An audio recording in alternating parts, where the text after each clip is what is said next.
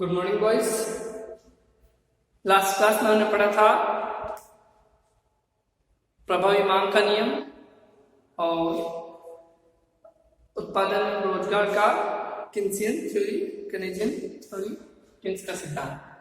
Keynes ने ही एक नया कॉन्सेप्ट दिया था, इन्हीं से जुड़ा हुआ प्रभावी मांग की अंतर्गत ही कंजप्शन फंक्शन, उपभोग फलन, उपभोग प्रवृत्ति, प्रोपेंसिटी ऑफ कंज्यूम, ये कंसेप्ट दिया है। क्या चीज होता है? बेसिकली प्रभावी मांग का नियम है, उसके लिए ये जो प्रभावी मांग को बढ़ाने की बात कही गई है वो उपभोग और निवेशों से बढ़ाया जाए। उपभोग को कैसे बढ़ाया जाए, उस उपभोग प्रवृत्ति के बारे में जब डिस्कस करते हैं तब उपभोग फलन और उपभोग प्रवृत्ति को समझना जरूरी है। चलिए समझते हैं। सबसे पहले उपभोग फलन क्या होता है।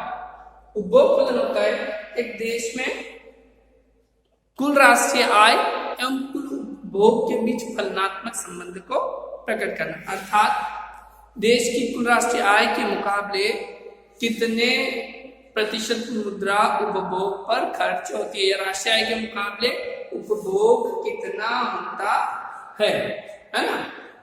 राष्ट्रीय आय के विभिन्न स्तरों की पर उपभोग एवं राष्ट्रीय आय के अनुपात को समझने की जो प्रक्रिया वो क्या कहलाती है? उपभोग फलन। इसको हम इस प्रकार से समझ सकते हैं। देखिए, देश की आय करोड़ों में है और उपभोग करोड़ों में है, ठीक है। तालिका से हम समझेंगे, जब देश में आय कुछ भी नहीं है, जीरो है, उस स्थिति में भी कितना उपभोग हो रहा है? 500 करोड़ रुपए का। क्यों?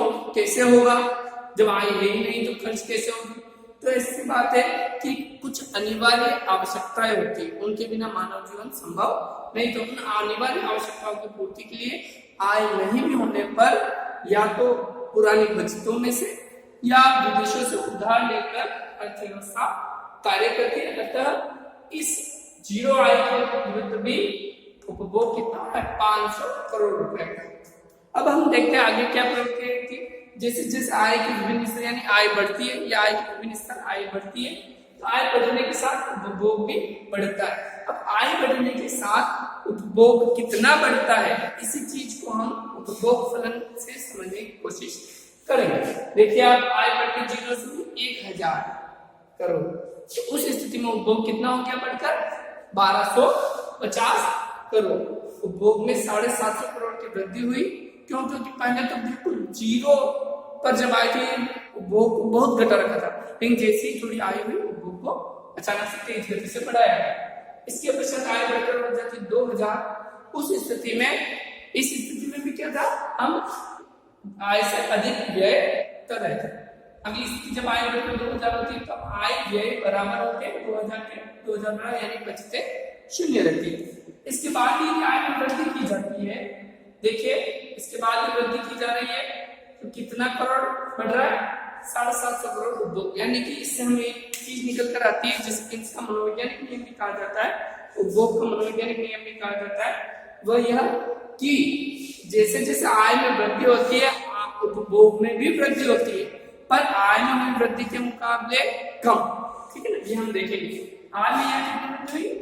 1000 करोड़ की वृद्धि हो रही है, किंतु उपभोग में 750 करोड़। आगे 3000 से 4000, तब भी पुनः 750 करोड़। 4000 से 5000, फिर भी 750। यानी कि एक चीज हमने समझी है कि आय के मुकाबले उपभोग में वृद्धि कम होती है और एक स्थिर अनुपात में होती है। किस अनुपात होती है? एक स्थिर अनुपात में वृद्धि हो रही है आय के मुकाबले। 1000 पर 750 करोड़ रुपए की वृद्धि हो रही है। क्लियर? ये होता है उपभोग फलन। आज की क्लास में हम और अध्ययन करेंगे अल्पकालीन उपभोग फलन और दीर्घकालीन उपभोग फलन में अंतर, उपभोग फलन की 2 तकनीकी विशेषताएं या गुण, सीमांत उपभोग प्रवृत्ति एमपीसी और एपीसी का अध्ययन करेंगे। देखते हैं अल्पकालीन उपभोग फलन और दीर्घकालीन उपभोग फलन में क्या अंतर है और ये किस प्रकार से रचना है। अगर इस उपभोग फलन को हम डायग्रामेटिक रूप से देखना चाहें, इसके लिए अगर चित्र बनाएंगे कैसा बनेगा?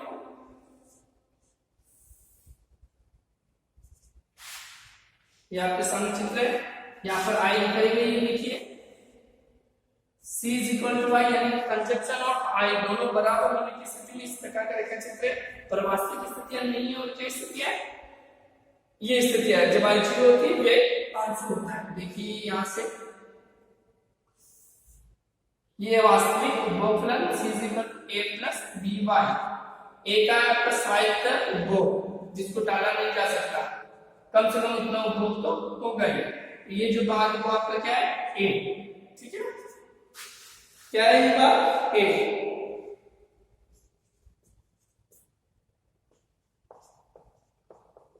ठीक है, ये आपका ए भाग और बी वाई है आई बढ़ने के साथ उपभोग को बढ़ने की प्रक्रिया। तो देखिए यहाँ से आई की जीरो, यहाँ से आई जैसे ही बढ़ रही है उसके साथ उपभोग बढ़ रहा है, ठीक है ना। ये भाग जो है स्लोप वो बी वाई का स्लोप है, ये भाग बी वाई का स्लोप, और ये आपका है जहाँ बचते शून्य है, शून्य बचते 2000 वाला भाग जहाँ बचते शून्य, यानी कि ये तो ये जो क्षेत्र कौन सा है, पूर्व बचतों का उपयोग किया जाता है इस क्षेत्र में, या फिर उद्देश्य से उधार लेते हैं, तो पूर्व बचतों का प्रयोग या उधार लेते हैं, ठीक है ना। और अगर ये ऊपर वाला क्षेत्र है तो ये भाग कौन सा है, अब बचतें बढ़ रही है, धीरे धीरे क्या होती है कुल आय दो भागों में बढ़ती है, उपभोग और बचतों में यदि एक निश्चित स्तर के बाद अगर आय में वृद्धि होती है तो निश्चित अनुपात में उपभोग भी बढ़ता है, किंतु आय के मुकाबले कम, अर्थात ये जो भाग है क्या है बचतों का भाग है। इसको इसे देखें तो इसमें केवल उपभोग तो हो रहा है, इसको डाल देते हैं ओ आई वन, ओ आई इधर देख लेते हैं ओ I one O I to, ठीक है। तो इस स्थिति में तो क्या था पूर्व बचतों का उपयोग या उधार लेकर काम चला रहे थे, और इस स्थिति में क्या है उपभोग बराबर है, उपभोग आय और बराबर है। इस स्थिति में क्या है इतनी बचतें शेष रह रही है, वास्तविक उपभोग कितना है केवल आई टू मात्रा है ना। इसको मैं नाम देना चाहे ई डालो, ये ई डैश ई टू, इसको ऐसा कुछ भी नाम दे सकते हो, एम एन ऐसे एम एन टी पी कुछ भी नाम देकर आप चला सकते हो, ठीक है ना। तो एम एन भाग में क्या है बचते हैं, तो वास्तविक उपभोग एम आई टू है, और वास्तव में आई कितनी एम आई टू, क्लियर, ये आपको बात समझ में आई, वास्तविक आई कितनी ओ आई टू। तो ये कुछ है, ये हमारा बचतों का भाग, तो ये उपभोग फलन किस प्रकार से लग सकता है, ठीक है। अब बात अब अल्पकालीन उपभोग फलन और दीर्घकालीन उपभोग फलन क्या है, इसको समझने से पहले चाहे तो हम एमपीसी एपीसी को समझ सकते हैं ताकि ये समझना ज्यादा आसान हो जाए।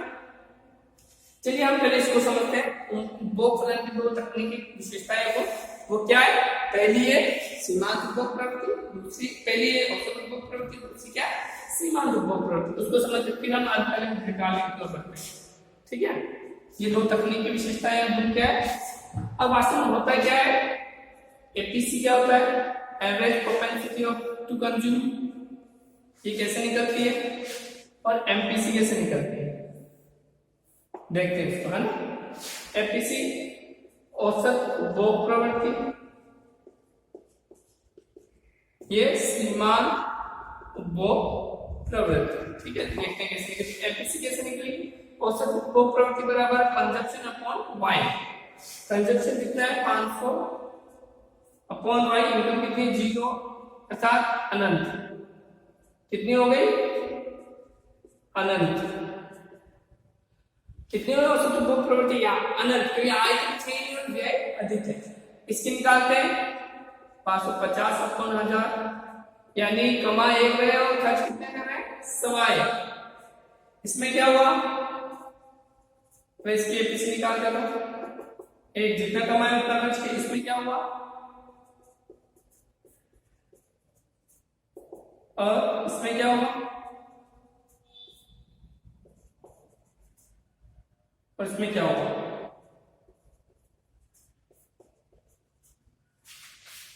क्या रिजल्ट निकलते हैं अपन 916 0.916 0.875 और 0.85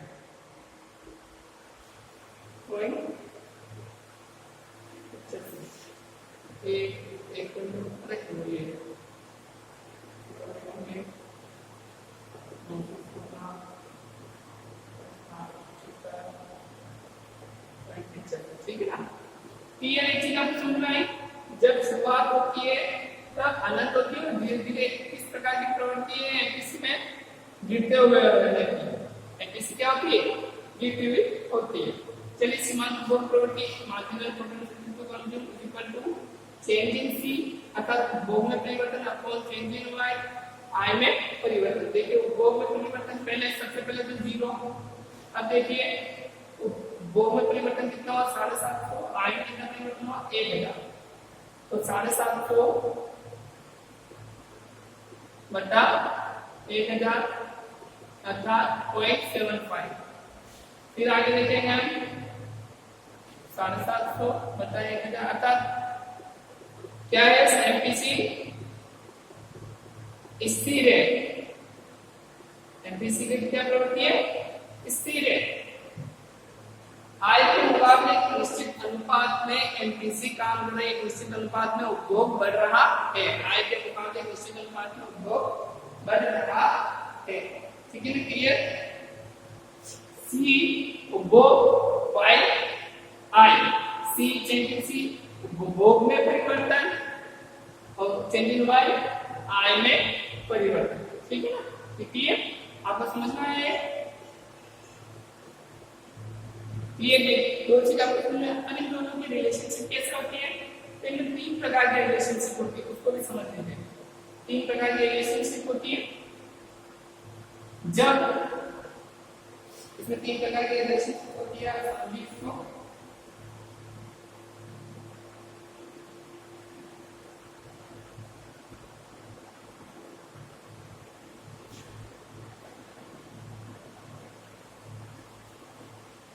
3 प्रकार के रिलेशन 3 प्रकार के चित्र बता देता हूं ताकि आपको क्लियर समझ में आ जाएगा।